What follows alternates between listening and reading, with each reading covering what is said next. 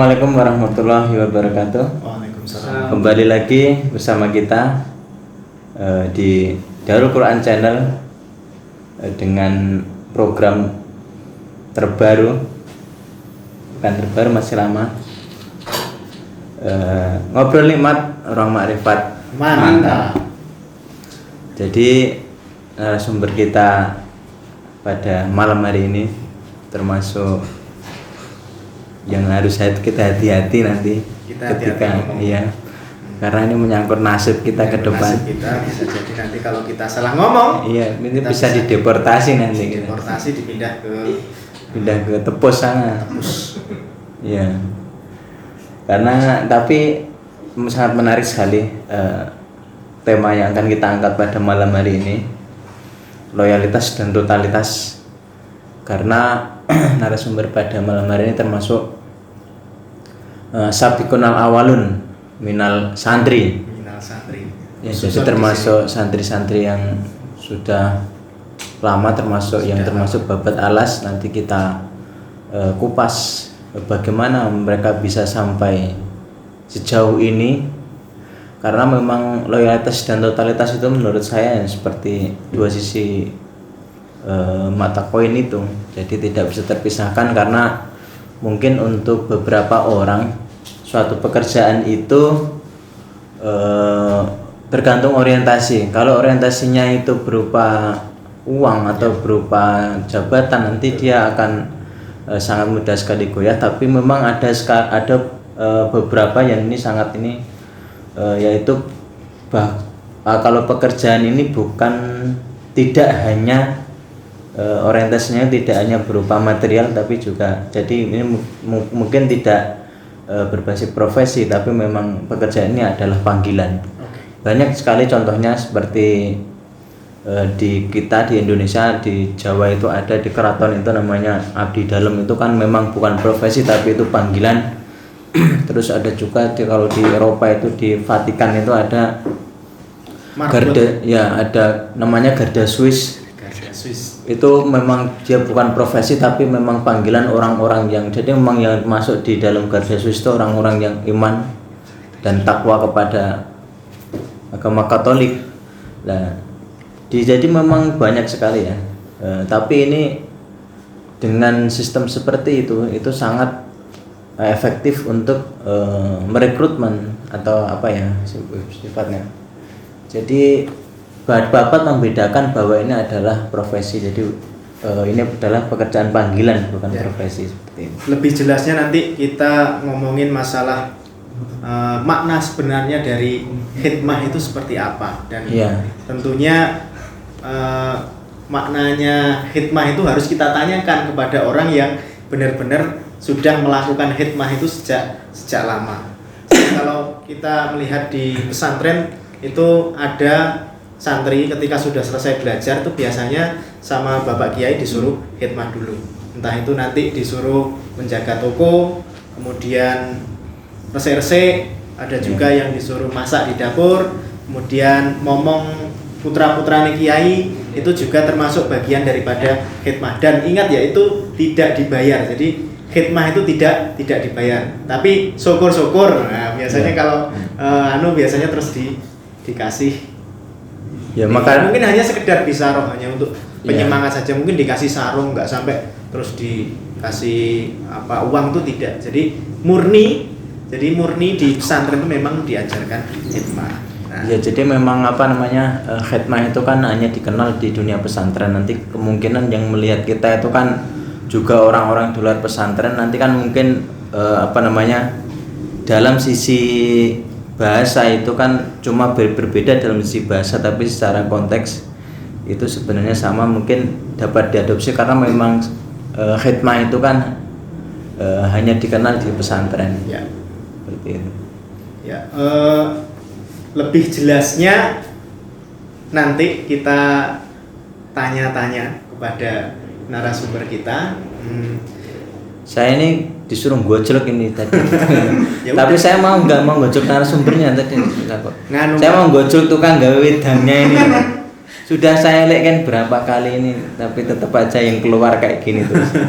Ini apa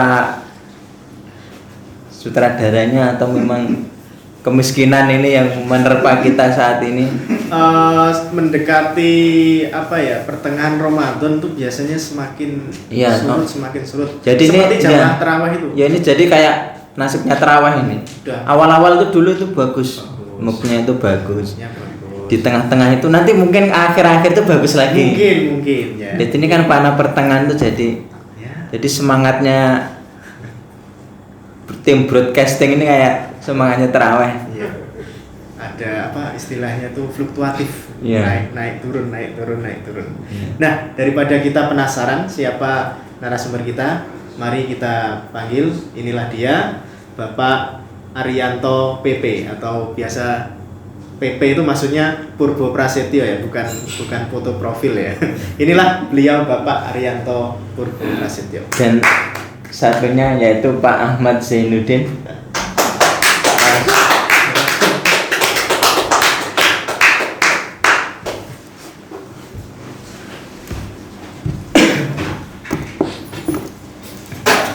Ini semakin gemuk ini orang. Enggak muat. Selamat malam Pak Ahmad dan Pak Arianto. Selamat malam. Selamat datang di mata ya, di ruang makrifat. Jadi bagaimana kabarnya Pak Ahmad? Alhamdulillah. Pak Ari gimana kabarnya? Sehat alhamdulillah. Gak Selamat- capek dari Sleman tadi. Oh, dari Sleman. Ya. Acara apa Pak tadi Pak? Ya ada koordinasi di Prambanan tadi. Koordinasi. Jadi kan ini harapannya dulu sebelum ada nama ruang makrifat tuh sutradara udah ngelis banyak ngelis nama. banyak. Sebenarnya dulu saya usul itu warung balsem dulu.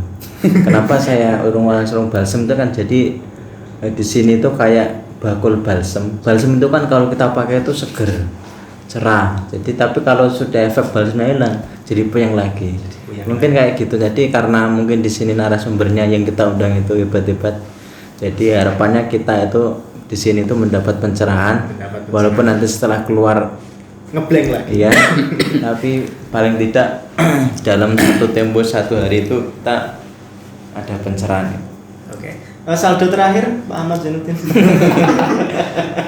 Ini Enggak, akan ya, lebih kita- fresh kalau diminum dulu Oke. ya. Monggo. Ya Pak. Baru masuk sudah ditanyain saldo. Bismillahirrahmanirrahim.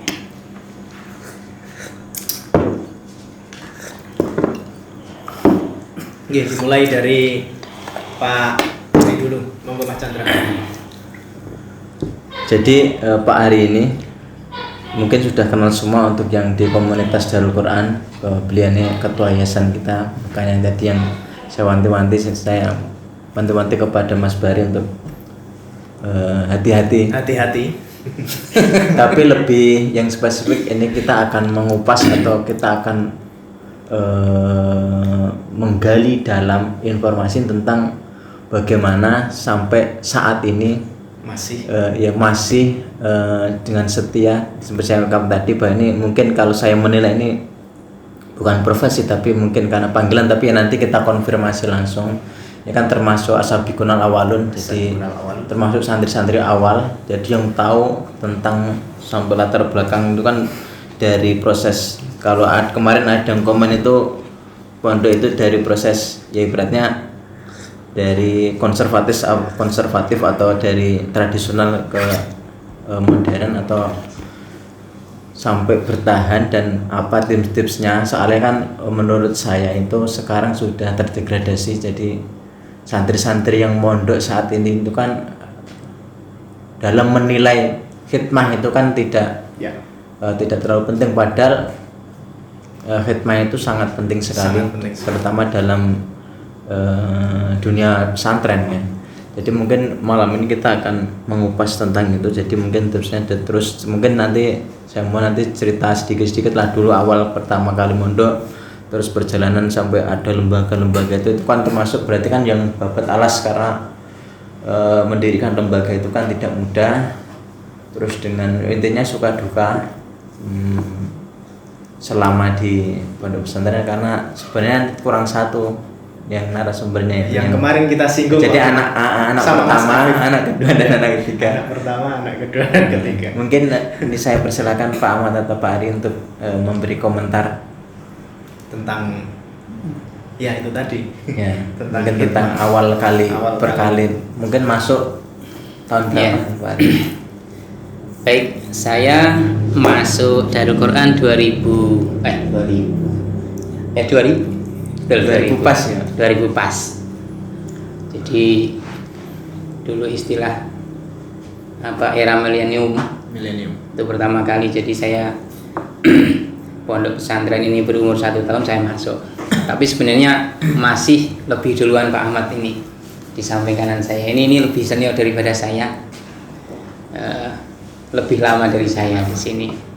Selisih 1 Termasuk tahun. Iya. ini ya, berarti kalau kan berdiri tahun 99 sana pondok itu ya. Iya. Terus 2000 itu termasuk berarti sangat awal sekali itu. Itu dulu kondisinya bagaimana Pak pondok itu dulu? Saya itu kan begini. Saya memang dulu mondok pertama agak minder, Mas. Karena kalau saya tengok kanan kiri itu santri-santri yang sepantaran dengan saya itu backgroundnya itu ya paling tidak kakaknya atau saudaranya itu pernah mondok. Ya. Saya itu mondoknya itu mondok bisa saya bilang tidak terkonsep. Ya. Jadi saya dulu sekolahnya di SMK Negeri 2 Wonosari. Kemudian tahun pertama kelas 1 itu saya numpang di tempat saudara. Ya, karena numpang di tempat saudara maka ya ada perasaan tidak enak kalau pas banyak tugas kemudian saya harus ngarit, kan jatah saya dulu ngarit di tempat saudara itu. Yo ngarit asa-asa godok-godokan dan sebagainya. Pada waktu di STM itu saya banyak tugas kebetulan saat itu. Sehingga waktunya ngarit kok banyak tugas jadi nggak enak. Setahun tak betah-betahke, kemudian setelah itu saya minta izin sama Pak Di saya. Tiba-tiba saja siang-siang itu saya kepingin mondok gitu. Saya itu nggak tahu anu Muhammadiyah Wahabi, nggak tahu gitu. Pokoknya mondok. Akhirnya saya dulu pertama kali pondok yang saya tahu itu di Al-Ikhlas. Saya belum tahu kalau di sini ada pondok dulu. Padahal sekolah saya di STM. Saya di Al-Ikhlas itu dijawab saat itu kamarnya sudah penuh. Ya. Sehingga saya Itu malah menyelamatkan. enggak juga. Akhirnya saya nggak putus asa. Dari Al-Ikhlas dinyatakan tidak diterima karena kamarnya penuh, maka saya ke pondok lain, bukan di sini, masih di seputaran Siono sana. Tapi kemudian entah kenapa kemudian saya tidak jadi. Nah, saya diberi informasi sama teman saya yang di Selang, namanya Mas Marwan itu juga nanti pada akhirnya berujungnya di tempat ini karena itu orang luar biasa dan semakin makmur sampai sekarang ini. Nah, akhirnya mondok di sini. Jadi awal-awal saya mondok, saya hanya minta restu bapak dan ibu saya. Bapak sambung ya karena bapak asli saya sudah meninggal sejak saya kelas 2 SD. Nah, saya mondok di sini tahun 2000 itu posisinya memang masih benar-benar nol. Benar-benar abangan saya ini. Ya paling modal bisa alif ba ta dari rumah dulu. Oke. Dan saya rasa memang dulu waktu di kampung itu saya sudah dinyatakan lulus Iqra 6 gitu. Bisa maca Quran, tapi ternyata ketika di pondok banyak sekali bacaan-bacaan saya yang masih perlu dibetulkan. Dan sejak saat itu ya saya berusaha semaksimal mungkin untuk semangat ngaji sama Pak Kiai, dan saya memaknai bahwa memuliakan guru itu adalah bagian dari memuliakan ilmu. Sehingga kalaupun kita kemudian sekarang ini seperti saya ini mungkin ilmunya tidak komplit ya, karena dulu awal-awal mondok di sini bisa dikonfirmasi nanti ya banyak rohannya mungkin daripada ngajinya dulu itu. Rohan batako, mindah pasir, ngecor. Ini kan kita kenal molen itu baru-baru ini, Jayamik itu. Dulu kan adanya ya molen manual itu sampai jam 12 malam ranting dinas pendidikan dan kebudayaan. Jadi ngeranting itu. Jadi sampai sekarang ini ya kalau saya ditanya kesannya mondok pertama sampai sekarang apa ya, yang penting kalau mondok itu saya maknanya adalah lembaga yang benar-benar komplit. Yang ngajar ya seperti pilar santri itu, ngaji, wirid, hikmah. Tiga-tiganya harus berjalan bersamaan. pantang untuk hanya pilih salah satu atau salah dua. Dan ini mungkin nanti bisa kita teruskan diskusinya karena ada di luar sana mungkin yang kurang sepakat gitu. Nanti bisa kita lanjutkan diskusinya. Ini Pak, setelah dari STM panjenengan melanjutkan kuliah atau tidak? Iya, saya melanjutkan kuliah. Kuliahnya dulu saya kebanyakan dulu di STITI namanya. Sekarang Stayo dulu STITI, termasuk beliau ini di STITI. Nah, saya ini kan dulu begini saja. Saya STM-nya jurusan otomotif. Dan santri-santri di sini hampir semuanya kalau kuliah di STITI. Saya coba cari yang lain tetapi masih di Gunung Kidul. Karena dulu sempat ada 6 orang yang dipanggil lah di STM itu, ditawari untuk ke UNY itu. Tapi kok hati saya kepengen di Gunung Kidul. Karena tahun 2002 waktu saya lulus dari STM itu karena banyak roannya, banyak itunya, ngajinya belum begitu maksimal, sehingga nanggung lah. Akhirnya pengen tetap di Gunung Kidul, buka kamus, buka primbon, kok selain STITI ada UGK, Universitas Gunung Kidul. Saat itu masih tahun-tahun awal, dan saya memutuskan untuk jegur di UGK. Berarti di UGK juga termasuk sabiqunal awalun. Iya, begitu, bisa dikatakan begitu. Jadi saya di sini ya tahun kedua, di UGK sepertinya saya juga tahun kedua. Jurusannya apa Pak di UGK dulu? Di UGK saya Fakultas Ilmu Sosial dan Politik, kemudian jurusannya prodinya Administrasi Negara. Persis seperti yang diambil oleh Pak Bupati Sunaryanto saat ini. Oh, mungkin ini satu nanti alma mater nanti. Iya, Satu alma mater. Bisa dilanjutkan karirnya menjadi Bapak Bupati mungkin selanjutnya bisa Nah, nyalon. kalau Bapak Bupati kan terus kuliah. Berarti harus jadi bupati dulu. Oh iya. Tapi insya Allah saya sudah menemukan calon wakil yang tepat. Dan sekarang Ya, ada di kanan saya ini. Dan itu nanti tentunya kalau jadi bupati ya meja kita nggak seperti ini, kopi kita nggak seperti ini, Enggak. tutupnya juga nggak seperti ini, norak banget. Lightingnya nggak seperti ini, terus layar monitornya lebih besar seperti punya Deddy Corbuzier mungkin. Kita kan ini telat kan karena nyari tutup gelas tadi. Dia agak lama mulainya itu. Nggak serem Pak kopinya.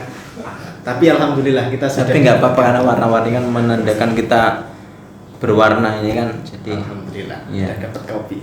Oke, Pak Ahmad. Pak Ahmad sekarang. Anda siapa? Kok tiba-tiba di sini itu Anda tuh siapa? Korban Mas. Korban gendam. Sudah berapa lama jual bakso tikus? Sudah hampir 2 tahun. Serius Mas. Serius gitu. Jenengan tadi dikatakan sama Pak Ari bahwa jenengan Lebih dulu malahan. Jenengan masuk tahun berapa? Terus sampean di sini itu sudah sekolah atau belum sekolah? Tolong konfirmasinya. Mulai gojolkan ini. Mulai goro-goro ini. Saya masuk Darul Quran, alhamdulillah sampai sekarang masih ingat sekali. Tanggal 5 Juli hari Rabu 5 tahun 2000. Jam berapa? Jam 9.45. Rabu pon lain.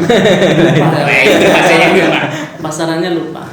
Seperti Hari Rabu tanggal 5 Juli tahun 2000 jam 9.45. Karena kenapa saya ingat, karena salah satu sejarah ketika saya masuk ke Darul Quran itu saya ingat-ingat terus gitu.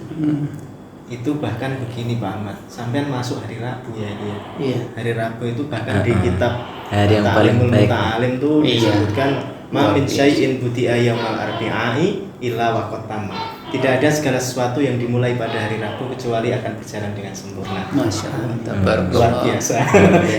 Nanti jadi judul jangan ruang makrifat. Ngaji tematik. Tolong jangan Nanti yang 3 di crop aja. kalau Ganti ngaji tematik. ngaji tematik sudah ada bagian Iya. Pak Imron Rosidi. Tapi mungkin nanti Pak Imron bisa sampai sini juga nanti. Iya. Hari Rabu Iya. jam 9 pagi. Saat itu 9.45. 9.45 sampean dari daerah asal sampean, sebelumnya Bapak sampean asalnya pundi? Dari Palian. Palian. Ya, Dari Palian ke sini. dari Palian sampai sini jam 9.45 dan saat itu bersamaan 3 teman. Ada namanya Mas Irham Sururi dan yang satunya Mas Harun Ar-Rasyid. Bertiga itu bareng-bareng. Khalifah. Pak disapa dulu Pak. Mas Irham Sururi dari Banyumas sama Halo, Mas Mas Irham Harun Sururi. Ar-Rasyid dari Getas Pelayan. Halo, Mas. Kita undang kalau Ya, dia diundang. enggak untuk sponsor. Tapi saya pesan kalau Mas Harun ini jangan diundang bersama robotnya, karena dia membuat robot besar-besar itu. Robot. Bahaya kalau dibangun. Itu pertama kali mondok itu sudah ada berapa santri itu dulu sini? Saya nomor induknya 26. 26 ya. Berarti kalau Pak Ari Kartu santri saya masih. Saya Masih saya 34. Bisa ditunjukkan? Enggak saya bawa. Tapi nomor induk saya 26. 26 saat itu santrinya putra tok apa sudah ada putrinya? Putra putri. Putra putri. Putra putri. Dan saat itu masih satu komplek ya? Ya. Masih satu komplek. Jadi kamar mandinya itu ya gantian putra putri. Oh, gantian. Ya, iya, saat itu masih masih satu asrama tapi juga ada batasan. Kamarnya beda Pak? Oh, kamar tidurnya pisah. Ya, Madinah Bisa. bisa dong. Kalau bersama nanti Ada 14 kamar saat itu kan. masuk 2 keluar 3. Repot. Saya kamar 12, Pak Ari kamar Selanjutnya 13 ya. Nah, 13 angka mistis itu 13. yang saya ini. Oh, ya. Iya. Luar Dalam biasa. Jawa. Hati-hati. Terus saya saat itu naik ke kelas 2. Kelas 2 kan bulan Juli kan itu. Bulan Juli. Kenaikan kelas dari kelas 1 saya SMK Yapi. SMK Yapi terus naik ke kelas 2 saya masuk ke sini. Masuk ke sini. Sebelumnya sampean tinggal sama siapa di Palian? Sama orang tua. Sama orang tua. Sama orang tua. Nah, sebelumnya kan ya dulu waktu SD di Mulusan sana. Oh. Di Al-Khalifah Mulusan. Motivasinya itu waktu itu kok tiba-tiba kelas padahal bocah SMK kok Iya. tiba-tiba punya kerentek mondok itu gimana? Apa ya, seneng aja, seneng ketika Tawuran. kumpul-kumpul. Oh, enggak. Memang dulu sering tawuran di Yapi sama SMK 2 itu dulu sering tawuran. Sudah ada. Ini saya SMK Yapi, ini SMK 2. Dulu pernah tawuran dulu. Seneng ketika kumpul dengan teman-teman yang positif lah. Positif. Karena kan teman kan ada yang negatif juga. Ya. Seperti teman saya ini. Kan kalau harus kan positif harus ada negatif. Iya. Kalau nggak ada, kalau positif semua nggak hidup mas kita Nggak ini. hidup. Ya makanya Harus ada positif. positif negatif. Jadi begini Pak, khidmah ini kan masih baru ya, termasuk kalau di dunia luar pesantren ini mungkin saya perlu mengulik karena kita harus kembali ke tema itu. Ini kan nanti mungkin banyak dilihat oleh santri-santri kita, juga dilihat oleh banyak orang di luar pesantren. Bagaimana jenengan berdua itu memaknai khidmah? Artinya kan kalau orang kerja itu kan gini, mungkin modalnya gini saja. Kalau kerja itu kan orientasinya usai nanti dapat uang. Tapi di sini kan ya walaupun dapat uang banyak, maksudnya tuh maksud saya sini serius. Jadi memaknai khidmah nanti biar ditiru, karena kalau saya meneliti itu ya santri itu kalau keluar dari setelah lulus dari pondok itu ya pengennya tuh udah ya sebenarnya keluar kayak nggak ada ikatan dengan pondok. Tapi jenengan kan bisa sampai dulu mondok di sini malah ikut jeripayanya, mungkin tadi dihentikannya malah dulu banyak roannya, tapi kok malah sampai sekarang bertahan dan kesetiaan terhadap pondok itu kan sangat tinggi. Itu kan apa atau sebenarnya yang mungkin yang jenengan cari atau orientasinya itu apa? Jadi mungkin kalau dengan khidmah itu saya mendapatkan ini atau apa itu mungkin nanti bisa menjadi motivasi untuk kita semuanya. Atau jangan-jangan sampean kesini karena khidmah di sini karena mencari kesaktian, saya kan juga nggak ngerti gitu loh. Makanya apa jenenge khidmah itu bagi Anda itu apa gitu? Gantian ini. Sampai gitu ya? Pak Ahmad dulu. Siapa yang diamati ya? Iya. Jadi ini kan mungkin nanti dilihat oleh santri-santri kita nih, biar nanti ketika lulus itu apa toh yang apa toh sebenarnya di balik khidmah kok kenapa dengan beliau berdua dengan mungkin tadi di sini tuh mungkin karena atau panggilan atau apa, jadi mungkin apa tadi balik khidmah itu kenapa jenengan berdua Jangan-jangan itu dulu pengen menang tawuran, nah kita kan nggak tahu. Nah, silakan. Menurut saya hikmah itu adalah sebuah pengabdian kan. Iya. Pengabdian dilandasi dengan rasa cinta. Cinta. Hikmah itu dimanapun berada bisa. Tidak usah bingung di mana posisi. Yang penting adalah kontribusi. Ya. Jadi dimanapun kita berada itu, insya Allah kita bisa hikmah. Sekecil apapun itu bisa hikmah. Dilandasi dengan cinta. Cinta itu insya Allah menikmati sebuah hikmah itu. Karena hikmah itu banyak caranya, banyak posisinya, sehingga tinggal nikmati saja. Sampai kok kayaknya tegang. Enggak, ini karena kalau ini kan formal banget ya. Prinsipil. Benar. Benar, karena saya itu merinding ketika bicara tentang sebuah hikmah itu. Karena hikmah itu dari hati. Jadi memang benar ya, berarti kalau khidmah atau kalau mungkin kalau orang luar tuh menamakannya sebagai loyalitas, itu kan jadi memang di sini tuh karena panggilan, jadi bukan karena orientasi ke duniawian lah mungkin. Kalau Pak Ari sendiri bagaimana sebenarnya tentang Ya sama sebenarnya.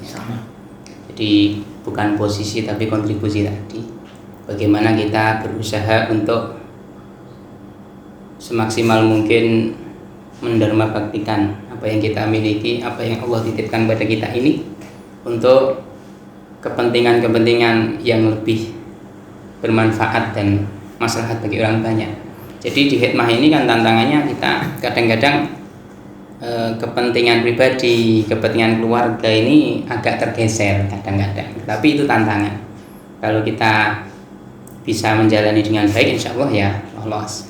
Dan saya kira siapapun akan mengalami naik turun ya. Kadang semangatnya khidmah tinggi, kadang sedengan, kadang anjlok. Dan itulah kita fungsinya saling support, saling sharing. Bagaimana yang baru tinggi ini kemudian mensupport yang baru down, kemudian yang down ya kalau disupport.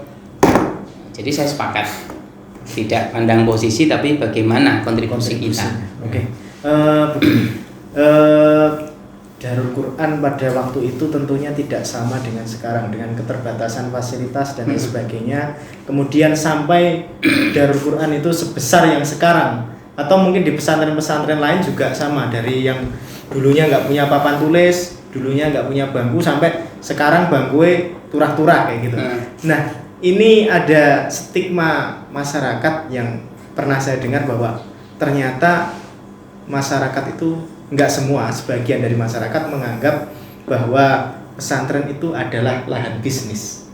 Wah, ini pesantren ini bisnis ini mesti. Enggak mungkin dia bisa loyal kayak gitu, pasti dia dapat bayaran tinggi. Wah, pesantren itu anak-anaknya disuruh bayar gini bulanan, iuran gini banyak iuran dan lain sebagainya. Nah, dimulai saya sama Pak Ari dulu. Bagaimana menjawab stigma masyarakat yang seperti itu? Apakah Bapak punya penjelasan, mungkin bisa dijelaskan secara rinci mungkin, Pak? Kalau bisnis nggak apa-apa dibilang bisnis untuk kepentingan akhirat. Bisnis akhirat. Iya, artinya kita semua kan sepakat kalau ditawari ya semua pengen kebaikan di akhirat. Iya. Dan kita meyakini sejak awal bahwa seperti tadi singgung seperti abdi dalam itu kan. Ya. Abdi dalam itu kalau dipikir-pikir bayaran bulanannya itu sangat-sangat nggak cukup. Sangat nggak cukup. Tetapi ini hampir sama juga dengan yang kita dapatkan di pesantren. Ketentraman, kebahagiaan, kedamaian itu kan yang tak ternilai. Ya. Dan itu ternyata insya Allah kita bisa dapatkan di sini. Jadi saya kira kalau di luar sana ada yang menilai lahan bisnis, ya silahkan saja. Tapi perlu saya sampaikan karena saya menjalani sejak tahun 2000 sampai sekarang. Ya. Bukan itu. Bisnis akhirat oke. Bisnis Dalam akhirat. tanda petik ya.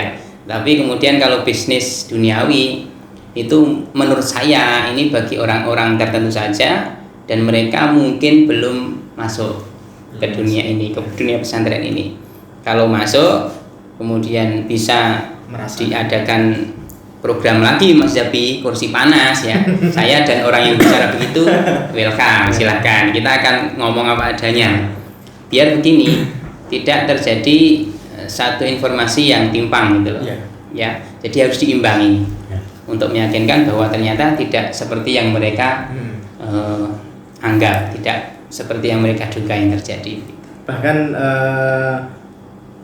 berdirinya sebuah pesantren itu bukan karena adanya dana. Betul. Berdirinya sebuah pesantren itu karena ada kemauan dari masyarakat yang ingin meminta ilmu atau menyerap ilmu dari ulama setempat. Misalkan di suatu kampung itu ada majelisnya itu belum punya meja, belum punya kursi, ya seadanya pergi ke rumah ulama kemudian meminta mengaji. Tetapi karena kepedulian masyarakat terhadap keadaan tersebut, akhirnya masyarakat mau bersedekah karena itu juga termasuk sedekah jariyah yang amalnya itu tidak terputus. Mungkin itu tambahan sedikit dari saya. Mungkin kalau Pak Ahmad Zainuddin, kalau ada orang kayak gitu, berarti pesantren itu Quran. Pesantren itu bisnis itu, masa santri ini, nah, misalnya kayak gitu. Berarti belum tahu alurnya. Belum tahu alurnya dan belum paham Darul Quran itu seperti apa. Kalau tahu dari awalnya seperti apa, ini proses loh ini. Tentunya tidak. Kebetulan saya Bim setengah hidup saya ada di Darul Quran. Di Darul Quran. Ya, setengah hidup saya itu setengah lebih di Darul Quran. Saya tahu prosesnya sehingga kalau ada yang kayak gitu sangat tidak masuk akal lah. Dulu awal sekitar tahun berapa ya, 2004-2005 itu kan awal berdirinya lembaga formal. Saya pribadi masih ingat gaji saya 17.000 satu bulan. 17.000 satu bulan. Mulang apa dulu, Pak? Saya belum ngajar. Itu masih staff. Nah, itu pun 17.000 itu untuk membayar syahriah. Untuk bayar syahriah. Nah, sehingga tahu bagaimana perjalanan lembaga ini, dan saya senang banget membaca yang tertulis di situ. Hasil tidak akan pernah mengkhianati proses. Karena ini prosesnya luar biasa. Dulu ketika awal belum punya komputer itu ujian, ya toh? Sekarang banyak komputer juga ujian, ya kan? Nah, sehingga kalau dikatakan pesantren itu bisnis, itu tuntutan sebenarnya. Tuntutan misalnya anak-anak santri dulu makannya sederhana. Kalau sekarang ya mungkin karena harga juga naik kan, ini juga naik gitu. Menurut saya seperti itu. Saya tak jadi narasumber sedikit ya. Tara host dulu. Karena saya agak panas itu tadi dengan pertanyaan itu, tergelitik saya. Jadi saya izinkan malam ini dalam waktu 5 menit saya tak berbicara sebagai narasumber. Diselesaikan sini aja. Diselesaikan di sini. Di luar nanti udah kami. Orang yang berpikiran seperti itu, dia artinya tidak memahami tentang pesantren. Ini kalau menurut saya tidak hanya Darul Quran, tapi dia tidak paham tentang mungkin beluk-beluk atau latar belakang pesantren. Jadi begini, kalau dulu kiai itu kan orang yang mempunyai ilmu, dan masyarakat yang itu akhirnya kan belajar ke kiai itu. Nah, kiai akhirnya belum punya apa-apa, akhirnya ya di rumahnya sendiri. Itu secara kan justru malah kiai itu tombok sebenarnya. Ya karena dia waktunya terbuang, dia ruangnya untuk santri itu terbuang. Nah, itu kan kadang ya ora komen, Mas. Nah, itu kan akhirnya kiai itu berinisiatif oh bagaimana kalau dibuatkan kelas ditawarkan kepada wali, niki pun kebak karena banyak yang ingin ngaji, omah kula pun kebak pripun nek pamane didamelke kelas, lah itu akhirnya tarik iuran. Nah itu kan paradigma itu berjalan, tapi mungkin orang-orang yang berpendapat seperti itu tidak tahu dibalik seperti ini.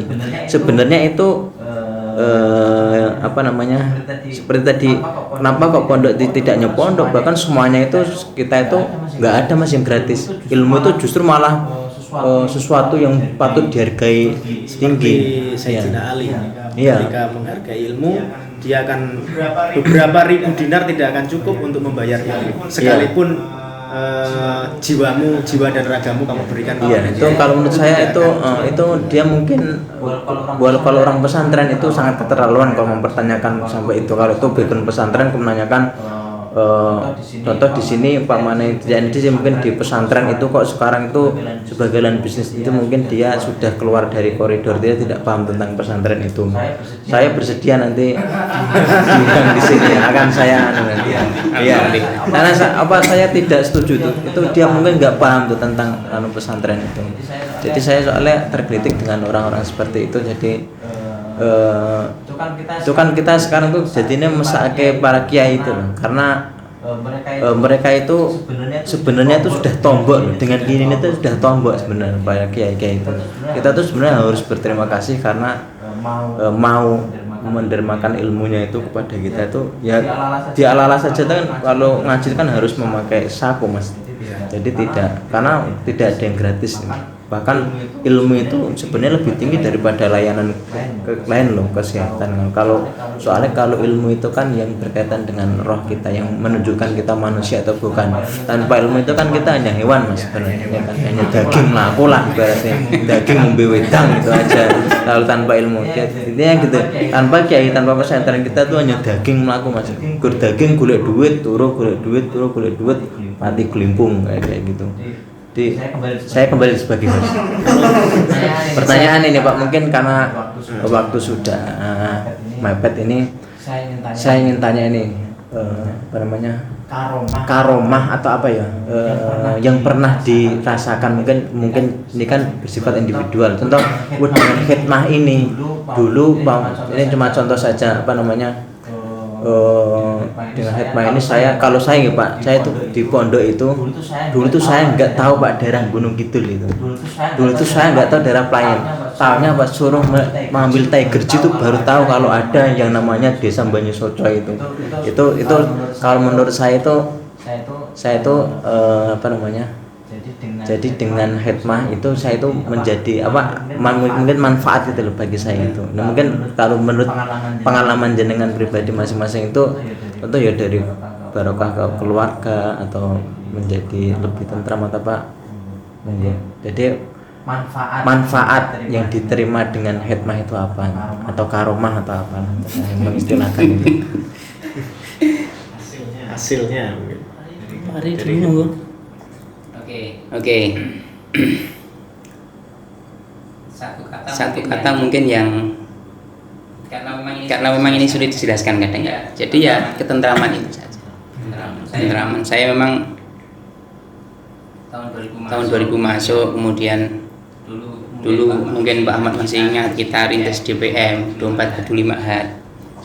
Waktu itu kita masih SMA ya, SMK kelas 2, kelas 3 sudah.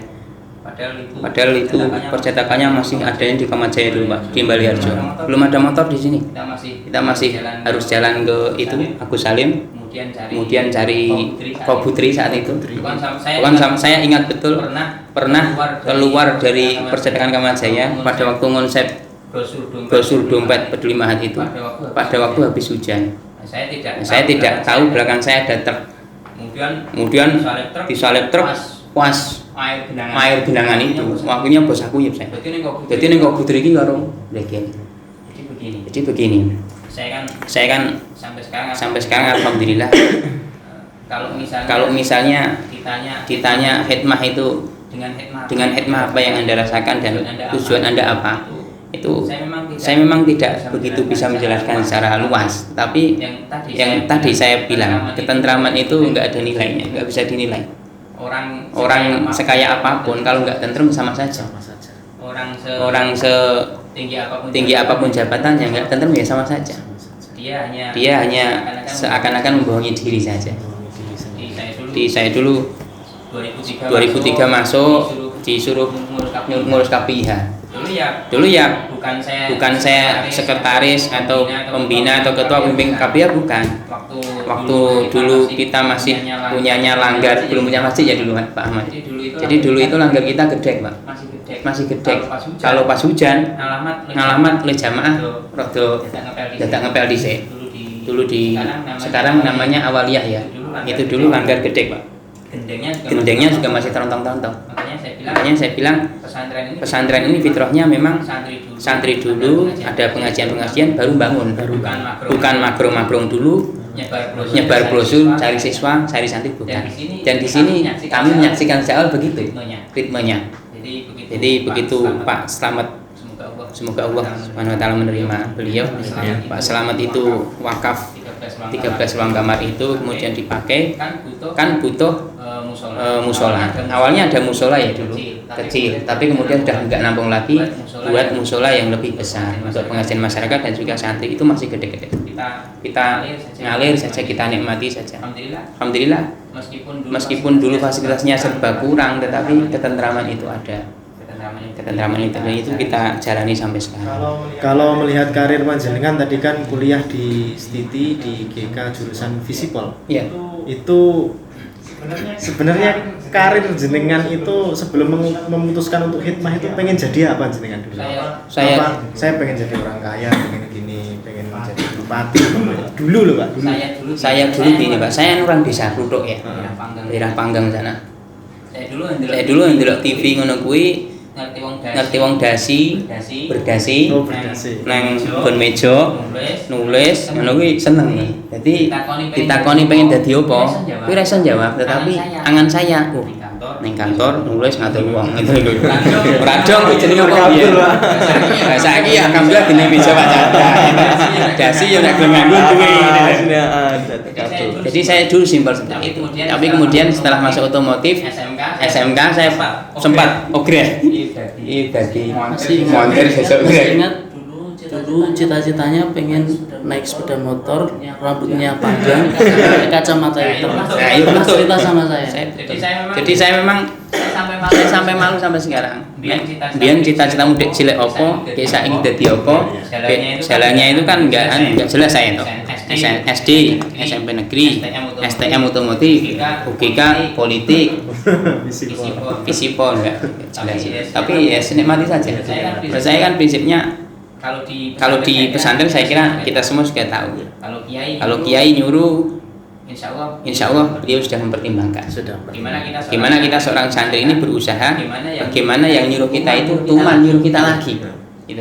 Berarti sepenuh jiwa, totalitas, loyalitas, pegang komitmen. Muga-muga guruku tuman. Tuman kan ridho bersama dengan ridho. Insya Allah nanti akan menjadi jalan hidup kita selanjutnya. Bahkan cita-cita kita sampai akhir hayat kita, husnul khotimah, dan nanti di sana berkumpul sama para alim itu. Kalau Pak Ahmad pengen jadi apa? Dulu pengen jadi ganti-ganti soalnya. TKI Mas.